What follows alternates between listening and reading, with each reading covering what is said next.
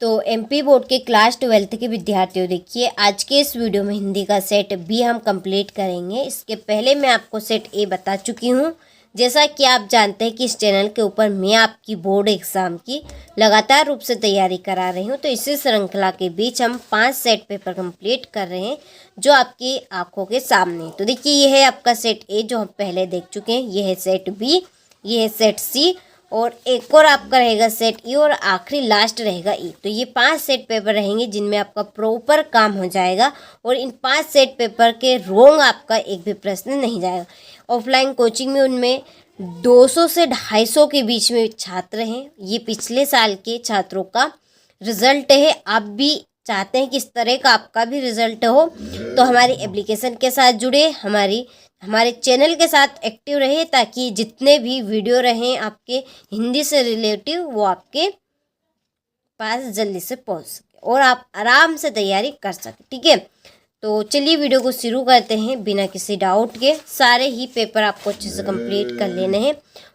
यदि आप वास्तव में अच्छे नंबर लाना चाहते हैं तो खास हमारी एप्लीकेशन के साथ जुड़े, क्योंकि पूरी टीम हमारी एप्लीकेशन के ऊपर काम कर रही है। ठीक है, चलिए पहला प्रश्न है कि भक्तिन कहाँ की रहने वाली थी? तो इसका आंसर है झूसी की।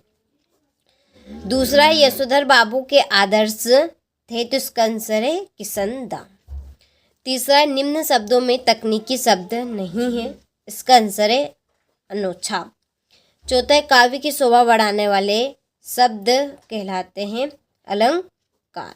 ठीक है, चलिए आगे बढ़ते हैं और देखिए सारे ही प्रश्नों को आपको अच्छे से कंप्लीट करके जरूर जाना है। पांचवा प्रश्न है रीतिकाल की प्रतिनिधि रचना है, तो इसका आंसर है आपका बिहारी सस्से। छठा है दिन कैसे ढलता है? जल्दी जल्दी। ठीक है, क्वेश्चन नंबर 2 में रिक्त स्थानों की पूर्ति कीजिए। पहला है कि तीतरबाज युवक कहता था वहां खालिस्तान पाकर भीतर गया, निमंत्रण।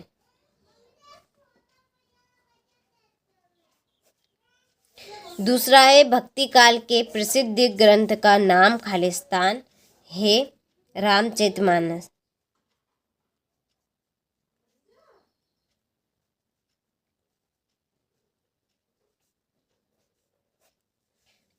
तीसरा है कवि हरिवंश राय बच्चन खालिस्तान का उन्माद लिए फिरते हैं यौवन का।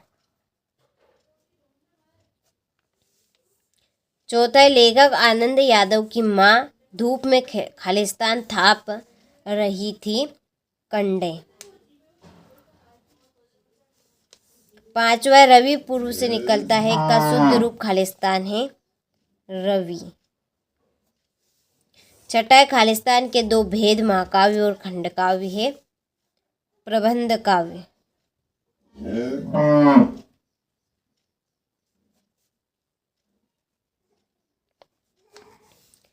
चलिए यहाँ से आप स्क्रीनशॉट ले लीजिए अच्छे से। इसके बाद में क्वेश्चन नंबर 3 सत्य असत्य लिखिए। पहला है कि बाजार का जादू आपकी राह काम नहीं करता, तो ये बात आपका असत्य है। ठीक है, ये बात क्या है आपकी असत्य है। दूसरा है सिंधु घाटी सभ्यता में पत्थर और तांबे का प्रयोग नहीं होता था, तो ये भी आपका असत्य बात है, ये भी। तीसरा ही तो भी तक आदि निपात शब्द है, तो बिल्कुल सत्य है, सभी आपके निपात शब्द हैं। चौथा रस को काव्य की आत्मा कहा जाता है, सत्य है, ये भी। जायसी ने ब्रज भाषा में काव्य रचना की है, तो ये है आपका असत्य। और छठा कवि बचपन मंत्री का वेश लिए फिरते हैं, तो ये आपका असत्य। ठीक है, चलिए यहाँ से स्क्रीनशॉट आप ले लीजिए अच्छे से। इसके बाद में है सही जोड़ी बनाइए। पहली जोड़ी है कविता के बहाने, इसकी जोड़ी आपकी रहेगी कुंवर नारायण। दूसरी है ज्ञान मार्ग की शाखा, इसकी जोड़ी है कबीर दास महादेवी वर्मा। इसकी जोड़ी है छायावाद। गंगोत्री की जोड़ी है उमाशंकर जोशी। रेडियो नाटक, इसकी जोड़ी रहेगी आपकी सीमित पात्र। कुल अधिपति, इसकी जोड़ी आपकी होने वाली है तकनीकी शब्द और छठी आख्यानक गीतिया झांसी की रानी। ठीक है, चलिए यहाँ से स्क्रीनशॉट आप ले लीजिए अच्छे से।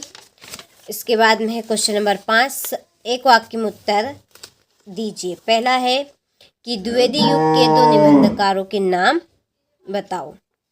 तो देखिए 2 निबंधकारों के नाम हैं सरदार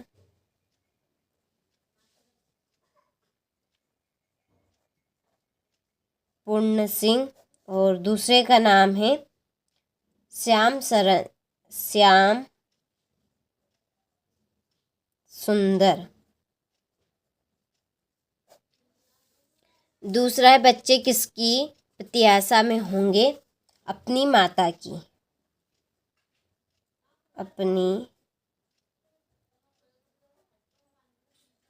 माता की। तीसरा है आधुनिक काल के 2 महाकाव्यों के नाम लिखिए। पहले का नाम है साकेत, दूसरे का नाम है कामायनी। चौथा विपरार्थक शब्द युग्म का कोई एक उदाहरण लिखिए। इसका आंसर है आकाश पाताल। पांचवें घटना स्थल से किसी खबर के सीधे प्रसारण को क्या कहते हैं? इसका आंसर है लाइव। छठा है मंत्री मास्टर लेखक को क्या कहकर पुकारने लगे? आनंदा। और सातवां लेखक के पड़ोस में कौन महानुभाव रहते थे? भक्त रहते थे। कौन रहते थे? भक्त। ठीक है, चलिए तो ये हो गए आपके एक वाक्य में उत्तर। तो स्क्रीनशॉट आप ले लीजिए और सारे ही क्वेश्चनों को अच्छे से कंप्लीट करना है। और देखिए एक महत्वपूर्ण सूचना है, यदि आप हमारी एप्लीकेशन पे अभी तक नहीं जुड़े हैं तो देखिए जुड़ जाइए, क्योंकि हमारी ऑफलाइन कोचिंग भी है। ये पिछले साल के विद्यार्थियों का रिजल्ट है। आप देखिए रिजल्ट पाकर यहाँ पर सोच सकते हैं कितने टाइट प्रश्न आपके रहेंगे, जिनसे आप अब की बार 80 नंबर का पेपर पूरा करके आएंगे। ठीक है, तो जितने भी आपके टोटल प्रश्न रहेंगे इम्पोर्टेंट, वो सारे ही पेपर में हम आपको दे रहे हैं। इन प्रश्नों का आंसर हम आपको हमारी PDF पे मिलेगा। उसके लिए हमने आपको डिस्क्रिप्शन में नंबर दी है, आप उन नंबर पर कॉल करिए। सारी जानकारी आपको कॉल करने के बाद मिल जाएगी। ठीक है, चलिए तो छठा प्रश्न है, बाजार अपने को किस प्रकार करता है? सातवां राजा के द्वारा कुश्ती लड़ने की आज्ञा मिलते ही दर्शक क्या करने लगे?